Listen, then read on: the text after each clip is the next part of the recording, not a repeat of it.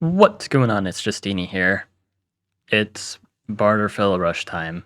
I have a lot of Philo Rush content this week, spoiler alert, and this is one of them. Yeah. Alright, let's get right into it. I need to spend less time on the intros anyway, so yeah, you can see lots of mountains. So maybe you can see where my head's at. And this is why I Philo Rush. This doesn't happen often with Bardur, where you get 2 animals in your second city because they have garbage forest rate and only a normal animal spawn rate. I don't know why Bardur doesn't like at least have increased animals. Rant aside, finally you have parallel resources. I can actually rush Philo. If you don't have parallel resources, Philo rush with Bardur is kind of bad, but when you do have the parallel resources, I'll let the gameplay speak for itself. Turn 3 meditation. Workshop turn 4. Delay capture turn 5 to make 2 warriors. Philo for just 10 stars on turn 6. And mining. We're against Chinchi, so mining's going to get a lot of value. A little bit of subtle foreshadowing mayhaps. Look at all those mines. You can already see the gears in my head turning. I have several different approaches to make markets. I'm not going to entertain you with all the ideas, at least not right now, but maybe you can already see what's going on with that. There's going to be a lot of interesting and cool stuff in this game. Lots of misplays, but that's kind of to be expected. This was a 24-hour game. I still made lots of misplays. The opponent did play pretty well, I have to say. Like, they made the game surprisingly interesting, for the most part. And I get some nice vision on them, meet them, say hi, how are you doing? And I can upgrade, place my altar of peace. The opponent is also developing at a decent rate with Smithery. Fishing Ruin, it's decent, not the greatest, but we take what we can get. I'm able to get a nice level 3, Forestry. You can see I'm chopping my forge spots because, yeah, good to get those. I'm going to get math anyway, because I'm going to get a lot of techs. I have philosophy. Math ruin, so that makes life very easy. I can get riding roads. Why do I go riding roads? It's for trade, of course. You can kind of see both math and Smithery are going to contribute to some amazing market spots. So I kind of go for it right now. I'm expecting, at this point in the game, the opponent's not doing a whole lot, so I can just quickly get markets, and then my Philo value is just going to be insane. But it's actually kind of a miscalculation here, as you're going to see. This was a significant misplay. And you're going to see the main reason is I don't get markets for a very long time. But this actually, I feel like, better shows off how Philo is, because I don't need markets. My techs are cheap. I can still do whatever I need to do, even if I don't have all the eco in the world. So first off, I see the opponent actually is going for this village. Slight concern for me, because that's going to be a very good foothold on the map and in the water in general. They're over here, which is a little concerning as well.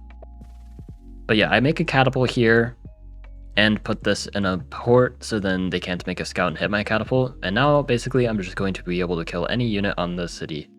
If they train something, it dies. If they don't train, I siege. Life is good. They have a sword though. They're starting to pressure in the east, in the center, and I have to acknowledge this. I get a star ruin, but I'm going for development. I still need to set up my market spots before I go for trade. And I can upgrade.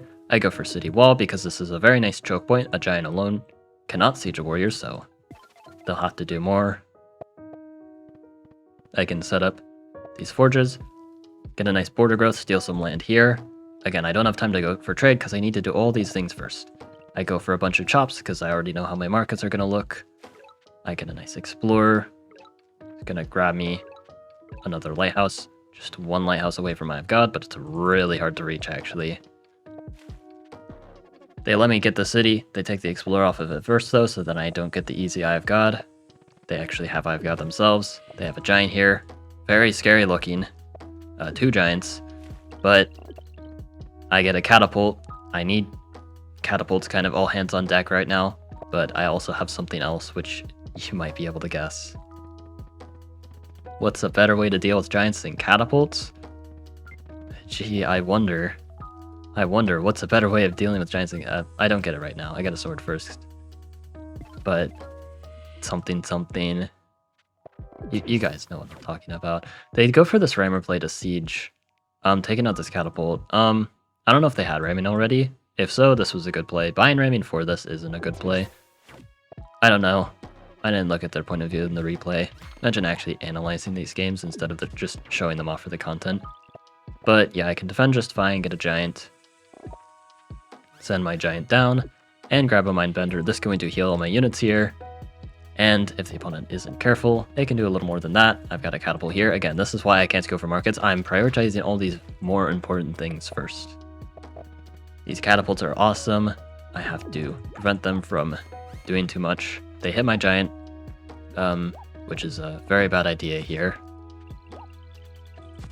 I'm starting to pressure here. I can get some bridges to pressure this way. This catapult is awesome. It can hit stuff in the city. It can hit this giant, except I'm not going to need to hit this giant. This catapult's awesome. This catapult's awesome. And just look at this, though. Yes. Yes, sir. Mindbender push for the content. It finds its way. Once again, Mindbender's proving to be the most underrated unit ever. And I get a nice border growth on the capital because I want to connect everything, and ports are the best way, in my opinion, in this position, because I'm going to be placing ports anyway. So why not further justify it? And also, like, if I go road port, that also lines up with placing the road here. Basically, I figured it just works out in the long term. And I also go for this play. This warrior is actually super important, because I didn't notice earlier. I kind of wish I did, because I might have dedicated some stars to, like, training some riders here, or just a rider in the city. But they can place a bridge here.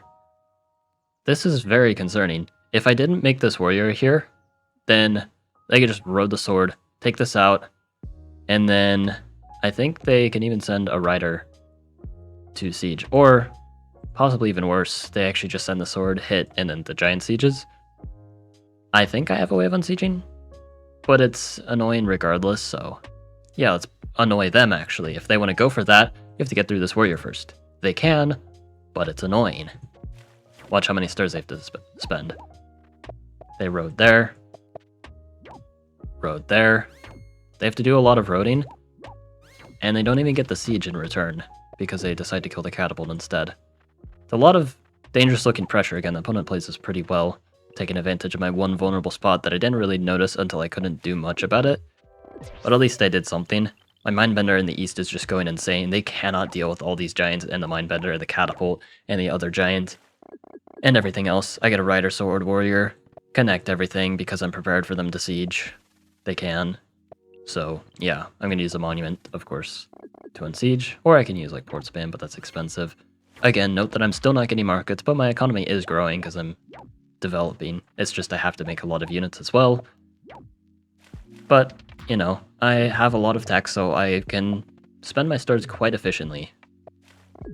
They get another giant, and I'm able to defend pretty well, I might say. Yeah, you guys might see where this is going. Gate of Power goes down. And the opponent has lost 2 giants. One of them went to me, so it's as if they've lost like 3 giants. Like, my goodness. Another catapult too to defend this city because I know that this is going to be a problem. I get a Mindbender. This is actually a misplay. Yeah, I forgot how they could actually kill this pretty easily. But I do it anyway because funny. I go for the border growth because I thought this would solve my problems, just covering this forest. It actually doesn't. Yeah, because they do that, and then they can make a rammer. They already had ramming, so yeah. Oopsie daisies. Now they siege with the 4 HP, and that's annoying to unsiege. But they can't really hold on in the east. That's completely falling apart. They're just trying to get any counterplay in the west and center. And yeah, all I have to do is defend. I still don't have markets, by the way. But now I'm sieging their city in the west, making more units and stuff. I'm setting up my market spots, though. You can see all of them set up. Here's a market, here's a market, here's a market, here's a market, here's a market. And I think that's kind of it for markets, but pretty good regardless. I guess like I can this market shouldn't be here actually, because I can go like sawmill and then market here, and then I can place like a forge, and then I don't know. I probably want like a sawmill here. Who knows? There's some other like shenanigans I can do. I don't remember exactly what I was thinking. It's just like the main like high level market spots that I really cared about. They siege with the giant. Super scary, except I can unsiege and hit their giant with the catapult, and I have juggernauts in the water. The opponent is running out of options, and I still haven't placed markets yet. Like, at this point, it's just kind of insurance.